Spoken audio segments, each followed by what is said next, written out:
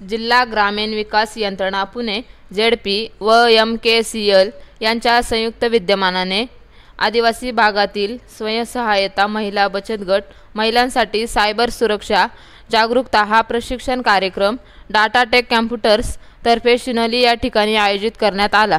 आदिवासी व बचत गटातील महिलांसाठी सायबर सिक्युरिटी या विषयावर माहिती देण्यात आली। यामध्ये मोबाईल व मोबाईलद्वारे येणारे फ्रॉड कॉल्स, फेसबुक, व्हॉट्सअप यासारख्या सोशल मीडिया याद्वारे येणारे फेक मेसेज, वेगवेगळ्या गोष्टींद्वारे दाखवली जाणारी आमिष याबाबतची माहिती सतीश खिवसरा यांनी दिली। तसेच अशा काही घटना आपल्या बाबतीत होऊ नये म्हणून कशी काळजी घ्यावी हे सांगण्यात आले। सदर प्रशिक्षणादरम्यान सहाय्यक गटविकास अधिकारी अर्चना कोल्हे मॅडम, त्रिंबक पारासूर तालुका व्यवस्थापक, तालुका अभियान व्यवस्थापक लक्ष्मण ढोबळे यांनीही उपस्थित सगळ्यांना सायबर सिक्युरिटी बाबत सखोल मार्गदर्शन केले। तसेच लता केंगले प्रभाग समन्वयक व सुवर्णा खिवसरा यांचेही योगदान लाभले।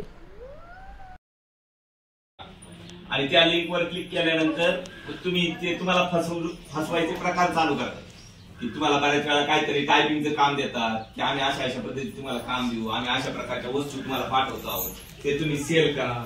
हे बऱ्याच प्रकारे फसवणूक केली जाते। ते म्हणतात की आमची गाडी मंचरपर्यंत आलेली आहे आणि तिथून पुढे ती गाडी सोडत नाही, तुम्ही असं करा की हा ड्रायव्हरचा नंबर आहे आणि त्याला 2000 करून कमीत कमी 8 अक्षरी पासवर्ड पाहिजे।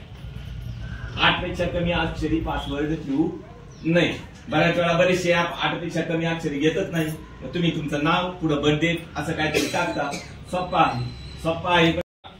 आणि त्या लिंकवर क्लिक केल्यानंतर तुम्हाला फसवायचे प्रकार चालू करतात की तुम्हाला बऱ्याच वेळा काहीतरी टायपिंगचं काम देतात की आम्ही अशा पद्धतीने तुम्हाला काम देऊ, आम्ही अशा प्रकारच्या वस्तू तुम्हाला पाठवतो आहोत, ते तुम्ही सेल करा।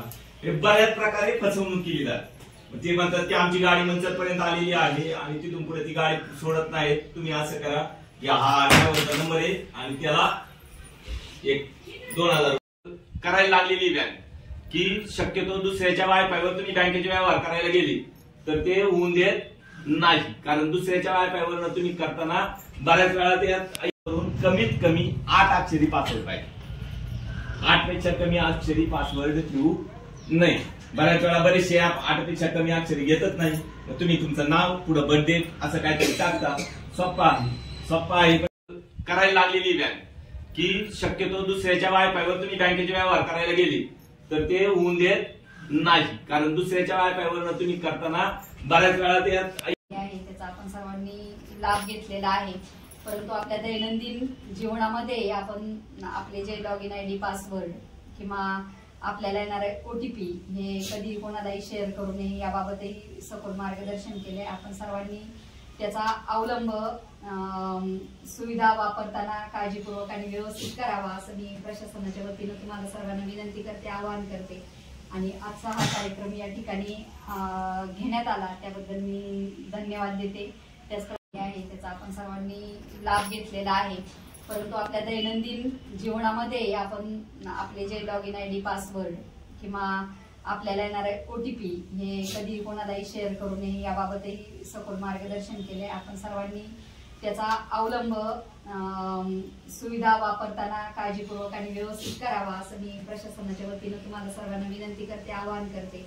आणि आजचा हा कार्यक्रम या ठिकाणी घेण्यात आला त्याबद्दल मी धन्यवाद देते।